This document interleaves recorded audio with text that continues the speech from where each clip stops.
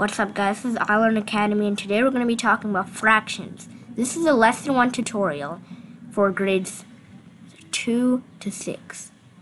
Now, before we begin with this lesson, I just want to let you guys know that in iLearn Academy, we're trying to make your learning be fun and entertaining. And we also want you guys to know that learning is an endless journey. So keep on learning. So let's begin with this lesson. Suppose you see this in your math test or math textbook. It's a 2 with the line in the middle and then a 5. What is this? You're clueless. But this right here is called a fraction, and that's what I'm going to be telling you guys today. So let's move on. The mathematical definition of a fraction is: a fraction represents a part of a whole, or more generally, any number of equal parts. When spoken in everyday English, a fraction describes how many parts of a certain size there are. For example, 1/2, 8/5, 3/4. Now, reading this definition might not get you guys to understand the basic idea of a fraction, so I'm going to be giving you guys a few examples to actually understand a fraction.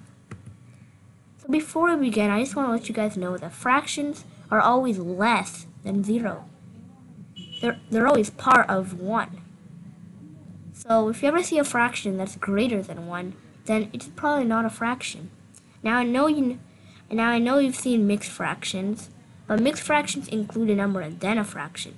But the number doesn't include with the fraction. The fraction includes with the number. So this is an example right here. There's one rectangle over here, and that represents 1. But we've divided into 2 pieces. These 2 pieces right here, 1, 1, represent the 1 altogether. Now we've split these 2 pieces into 1. We want to keep 1 out of the 2.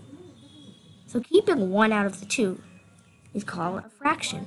1 out of 2 can also be read as 1 by 2. But in mathematics, we don't really want to write all of this when you're solving an equation. You simply want to draw something like this over here to the right. 1 with the line in the middle and then a 2, which is what you've seen in the previous slide. This is how you draw a fraction, and this line over here represents out of or by. So this is a picture right over here. These 2 pieces, 2, 1, 1 out of the 2 pieces. Now these numbers actually have their own role in the fraction. Now the one right here, it's called the numerator. The numerator is on top of any fraction. It resembles the number of parts we want to have or keep out of the number of parts we split apart. And the bottom number over here is the denominator. The denominator is on the bottom of any fraction. It's on the bottom, you see. It resembles the number of parts we split apart in one whole. And these definitions actually make sense. First of all, the numerator is on top of any fraction, and resembles the number of parts we want to have or keep as the number of parts we split apart. 1 out of the 2. 2 is the number of parts we split apart. And the denominator is the bottom on any fraction and resembles the number of parts we split apart in one whole. So in the one whole, we split apart 2 pieces. That is the denominator. So another way to read this fraction is 1/2. And you probably know the term 1/2. You've probably used this whenever you eat something or do something. 1/2. Half represents dividing anything into 2. So if you divide, let's say if I divide this a cake into, then I divide it into half. But I kept 1 out of the half. So I kept 1 out of the 2 pieces split apart, which is why it's 1 out of 2. But it can also be read as 1/2. Just to let you guys know. And most people read this fraction as 1/2 because it's kind of easier to say. So I'm going to give you guys an example of how 1/2 can be used in real life. So let's say you and your friends, well, you and one of your friends, go out and you guys have a pizza. But how can 2 people eat one pizza? I mean, if one person has the pizza, what does the other person have? Nothing. So we decide split this one pizza into 2 pieces. So each of you guys can have an equal amount. That right there, we've split apart this pizza in half. But each of you guys keep 1 out of the 2 pieces, or 1 out of the half. So that's why, if you keep 1, that is called 1/2. So that's how fractions can be used in real life. So fractions don't just have to be drawn with a rectangle. They can also be drawn with a circle. But as long as you divide it into 2 pieces evenly, remember, fractions, 1/2 should always be divided evenly between the 2 pieces, and even more fractions have to be divided evenly. It can also be circles as long as you divide it into 1/2 evenly. These 2 pieces are even. This is why we can say that one of these pieces can be 1/2. So let's look at another example. 2 out of 4. 2 out of 4. Look at this picture over here. 2 out of 4. So we want to keep 2 out of the 4 pieces. And my mistake, I know I've written 4 2's in the picture below. I'm sorry, that's my mistake. But you see, we want to keep 2 out of the 4 pieces. So it will be drawn like this, as you know. But it can also be read as 2/4. 4 can be read as 4ths, and this is a 2. 2/4. That's how this fraction can be written. But look at these 2 images. This first one right here is 1/2. The second one is 2/4. But the 1 out of the 2 and the 2 out of the 4, don't these parts look alike? Now this might be weird, but 1/2 and 2/4 are equivalent fractions. And what that means is 1/2 is equal to 2/4.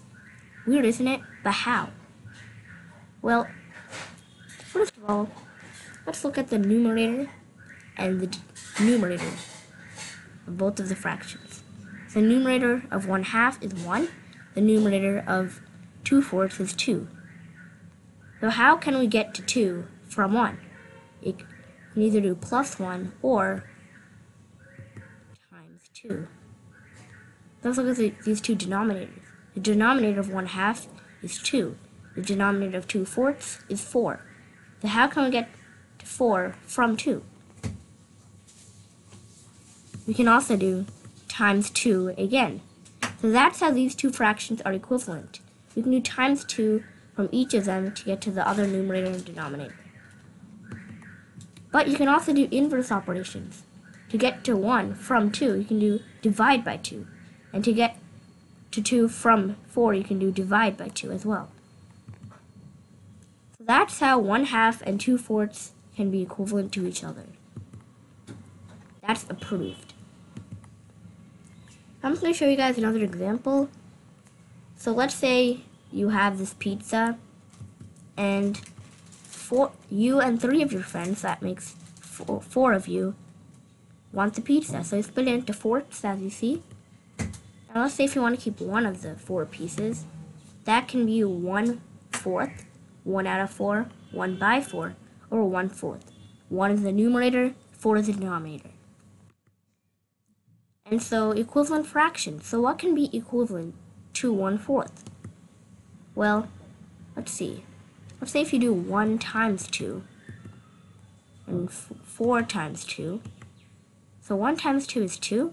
4 times 2 is 8. And it can be and that's true. 1/4 is equivalent to 2/8 because 1 times 2 is 2. 4 times 2 is 8. But in most math tests, you don't really want to find an equivalent fraction of 1/4. You want to find an equivalent fraction for 2/8 because they usually want you to reduce the fraction, not increase the fraction. So let's say if you're doing some math and your answer is 2/8, and they tell you to reduce it to the lowest term, then you do divide by 2 and divide by 2, and that'll be 1/4. But how do you know that you'll do divide by 2? Well, that's when you choose the least common multiple. And we'll learn about that in the next lesson. So that's the proof that 1/4 is equal to 2/8. So stay tuned to Fractions Lesson 2 and like, comment, and subscribe to this video. So thanks for watching. Just to let you guys know one more time, in iLearn Academy, we're trying to make your learning be fun and entertaining.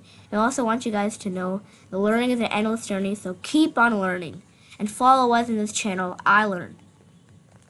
Thanks for watching once again, and please feel free to comment down below if you have any questions. And so yeah, I look forward to teaching you guys in Fractions Lesson 2. Stay tuned for that, and bye.